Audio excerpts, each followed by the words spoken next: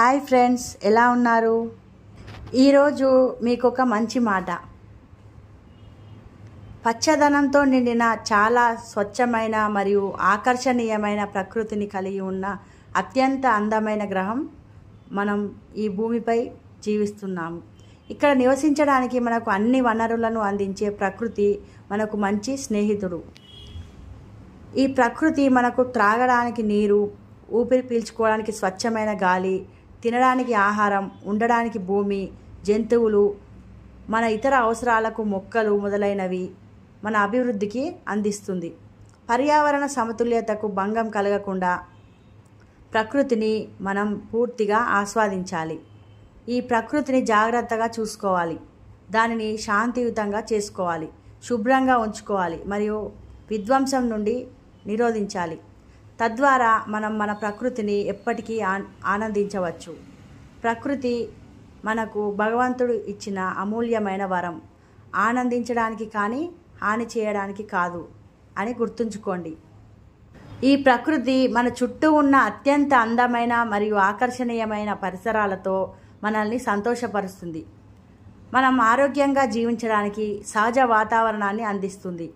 మన ప్రకృతి మనకు రకరకాల అందమైన పువ్వులు, ఆకర్షణీయమైన పక్షులు, జంతువులు, పచ్చని మొక్కలు, నీలాకాశం, భూమి, ప్రవహించే నదులు, సముద్రం, అడవులు, గాలి, పర్వతాలు, లోయలు, కొండలు మరియు మరెన్నో వస్తువులను అందిస్తుంది. మన దేవుడు మనం ఆరోగ్యంగా జీవించడానికి అందమైన ప్రకృతిని సృష్టించాడు. మనం మన జీవనానికి ఉపయోగించే వస్తువులన్నీ మనం పాడు చేయకూడదు. మనం ప్రకృతి యొక్క వాస్తవికతను నాశనం చేయకూడదు. మనందరం మన ప్రకృతి సౌందర్యాన్ని కాపాడుకోవడానికి ప్రయత్నించాలి. ఈ ప్రకృతి మనకు ఆరోగ్యాన్ని, ఆనందాన్ని ఇవ్వడమే కాకుండా మనం బాధలను, కష్టాలను ఎలా ఎదుర్కోవాలో కూడా చెప్తుంది. ఎలా అంటే, ఆకులు అన్నీ రాలిన చెట్టు కూడా వర్షం రాగానే మళ్ళీ చిగురిస్తుంది. అలాగే మనకు కష్టాలు ఉన్నాయి అని బాధలు ఉన్నాయని బాధపడకుండా మళ్ళీ ఎక్కువ ఉత్సాహంతో, ధైర్యంగా ఈ జీవితంలో మనం ముందుకు సాగాలి. ఈరోజు మీకు ఈ ప్రకృతి గురించి ఎందుకు చెప్తున్నానంటే, మేము రీసెంట్గా వరంగల్ నుండి భద్రాచలంకి దర్శనం చేసుకోవడానికి వెళ్ళామండి. ఈ జర్నీలో మేము ప్రకృతి యొక్క ఎన్నో అందాలను ఆస్వాదించాము. ఎక్కువగా అడవిలోనే ప్రయాణించాము. చుట్టూ వివిధ రకాల చెట్లు, కొండలు, కోనలు, ఎంతో అందమైన ప్రకృతి మధ్య ప్రయాణించాము. ఇప్పటికే చాలా అడవులు అంతరించిపోతున్నాయి. అందుకే మనం చెట్లను పెంచి రాబోయే తరాలకు ఈ స్వచ్ఛమైన ప్రకృతిని అందించాలి. ఫ్రెండ్స్, ఇక మెయిన్ విషయానికి వస్తే, మేము ముందుగానే ప్లాన్ చేసుకున్నామండి ట్రిప్ వెళ్దామని. ఈ ట్రిప్ 3 days ఉంది. నేను భద్రాచలంకి 2 సార్లు వెళ్ళాను, కానీ దర్శనం చేసుకోలేదు. మా తాతయ్య చనిపోయినప్పుడు, మళ్ళీ మా డాడీ చనిపోయినప్పుడు పూజ కోసం మాత్రమే వెళ్ళాము. ఎన్నో సంవత్సరాల నుండి భద్రాచలం రామయ్యను దర్శనం చేసుకోవాలని వెయిట్ చేస్తూ ఉన్నాను. ఆ రోజు రానే వచ్చింది. ఈ 3 రోజులలో ఫస్ట్ డే దర్శనం, next day Papikondalu boating, next day Malluru నరసింహస్వామిని దర్శించుకోవాలని అనుకున్నాము. వరంగల్ నుండి మేము మహబూబాబాద్ మీదుగా కొత్తగూడెం, ఇల్లందు, పాల్వంచ, భద్రాచలం వెళ్ళాము. ఈ ట్రిప్ మాకు మర్చిపోలేని అనుభూతిని ఇచ్చిందండి. పోలవరం ప్రాజెక్ట్ అయితే పాపికొండలు రోడ్ క్లోజ్ అవుతుందని విన్నాం. అందుకే ఈ పాపికొండలు బోటింగ్ అంతా చూద్దామని అక్కడికి వెళ్ళాము. వరంగల్ నుండి భద్రాచలం 4 hours జర్నీ. పిల్లలతో జర్నీ ఇబ్బంది అవుతుంది, కానీ మా పిల్లలు కూడా జర్నీని, ట్రిప్ని చాలా ఎంజాయ్ చేశారు. మేము వెళ్ళే ఈ జర్నీలో చాలా అందమైన ప్రకృతి కనిపించింది. చుట్టూ కొండలు, దట్టమైన చెట్లతో అడవులు, ఎన్నో గ్రామాలు, పల్లెటూర్లు, చాలా అందమైన ప్రదేశాలు కనిపించాయి. ఇంకా ఆకర్షణీయమైనది ఏంటంటే ఈ జర్నీ మొత్తం అడవిలోనే చుట్టూ దట్టమైన చెట్ల మధ్యలో మా ప్రయాణం సాగింది. వరంగల్ నుండి భద్రాచలం వరకు అడవి మార్గంలో ప్రయాణం ఒక అత్యద్భుతమైన అనుభవం. ఈ మార్గం గుండా వెళితే ప్రకృతి సౌందర్యం, పచ్చని అడవులు మరియు నదులు మన మనస్సును ఆకట్టుకుంటాయి. వరంగల్ నుండి బయలుదేరి ముందుగా మేము మహబూబాబాద్ చేరుకున్నాం. అక్కడి నుండి భద్రాచలం వైపు అడవి మార్గంలో ప్రయాణం ప్రారంభమైంది. ఈ మార్గంలో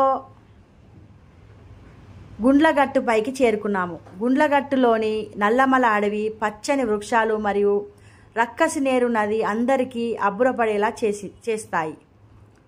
ఈ మార్గంలో పలు కొండల మీద, పలు నీటి వనరుల దగ్గరగా ప్రయాణించాము.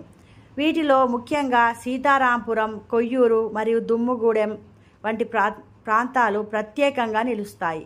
ఈ ప్రాంతంలో అడవి వన్యప్రాణులు, పక్షులు మరియు వివిధ వృక్షజాలాలు కనిపిస్తాయి.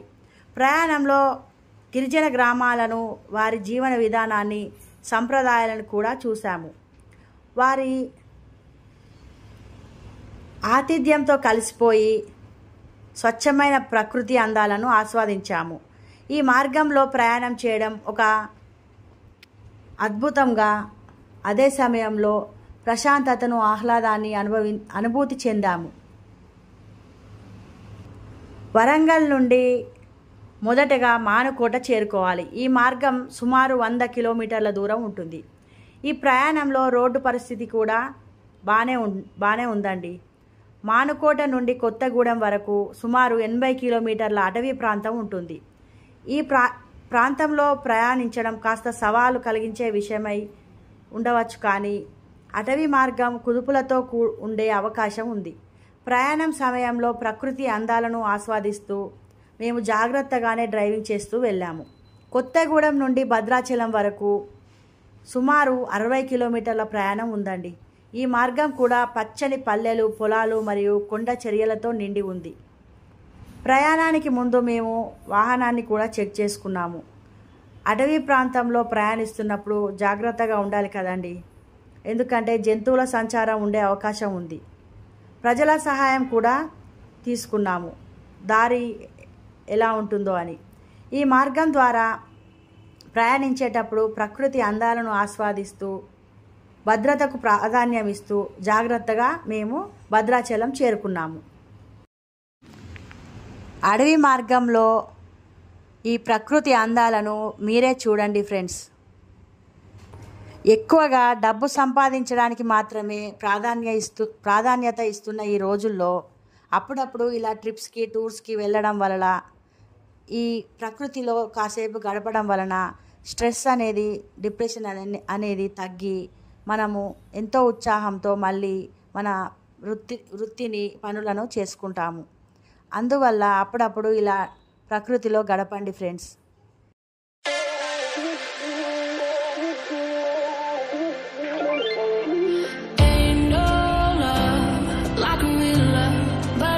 So fast, all tied up like a captive. I'm on to you. Used to pay to my life, standing on rainbows, playing it cool. I don't felt this in ages, and I've no patience. So won't you please stay up in line?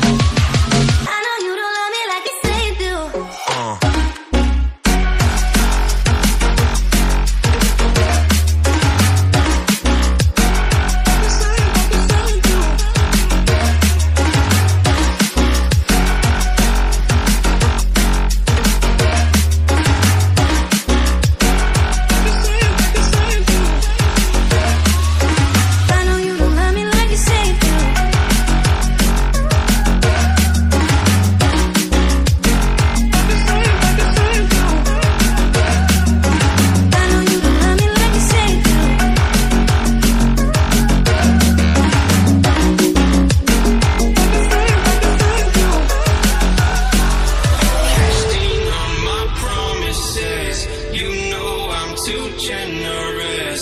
Now I've learned to never help you out. 'Cause I'm done cleaning up your mess. Found myself in my regrets. I've become a little stronger now. A little stronger now. A little stronger now. A little stronger now. A little stronger now. You cashed in on my promises. You know I'm too generous. Now I've learned to never help you out. 'Cause I'm done cleaning up your mess. Found myself in my regrets. I've become a little stronger now. A little stronger now.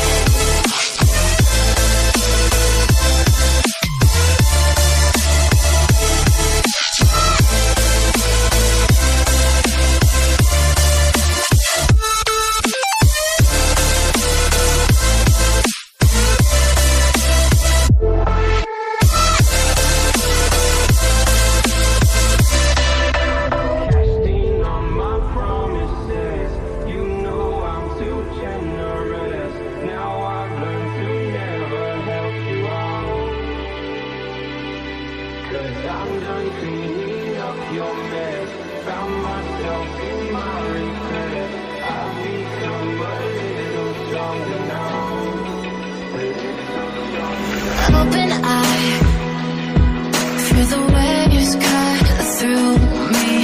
Hypnotized by the sounds I'm breathing in. Hold tight, chemicals collide. Hold tight, hold tight, hold tight. Dripping lights paint the skies, all because of you. Dripping lights paint the skies, only you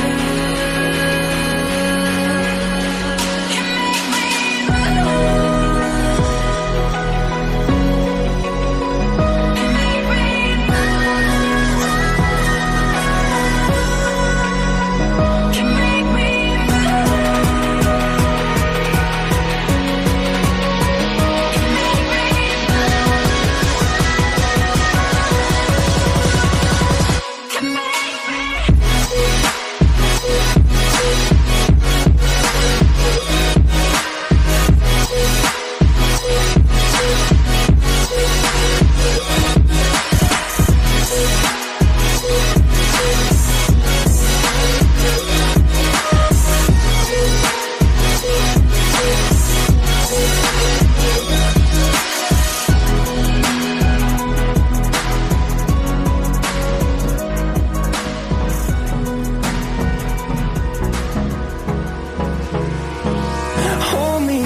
till I get up. Time is barely on our side. I don't wanna waste what's left. The storms we chase are leading us, and love is all we'll ever trust. Yeah, no, I don't wanna waste what's left. And on we'll go, through the wastelands, through the highways, till my shadow turns to sun rays. And on we'll go, through the wastelands, through the highways, and on we'll go.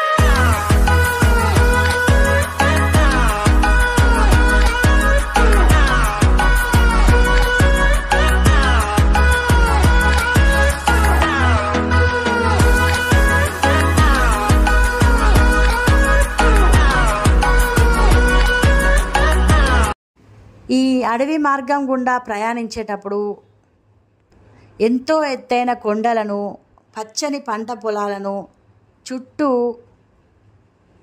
వివిధ రకాల చెట్లను, లోయలను, కొండ గుహలను మరియు ఎన్నో కాలువలను, ఇంకా నదులను, ఇంకా ఎన్నో ఈ ప్రకృతి అందాలను చూస్తూ ప్రయాణించామండి. ఈ ప్రయాణం చాలా అద్భుతంగా అనిపించింది. ఈ 4 గంటల జర్నీ మాకు 4 నిమిషాలలో అనిపించినట్టుగా ఉంది. ఎటువంటి అలసట ఇబ్బంది ఏం కలగలేదు. భద్రాచలంకి ఈవినింగ్ 6 గంటల వరకు చేరుకున్నాము. వెంటనే హోటల్ రూమ్ తీసుకొని అక్కడ ఫ్రెష్ అయ్యి దర్శనానికి చేరుకున్నాము. నెక్స్ట్ వచ్చే వ్లాగ్లో మీకు భద్రాచలం శ్రీ సీతారామస్వామి వారిని ఎలా దర్శించుకున్నామో మీకు తెలియజేస్తాను ఫ్రెండ్స్. ఇంకా ఎన్నో ట్రావెల్ వ్లాగ్స్ కోసం, ఫ్యామిలీ వ్లాగ్స్ కోసం నా ఛానల్ని సబ్స్క్రైబ్ చేయండి ఫ్రెండ్స్.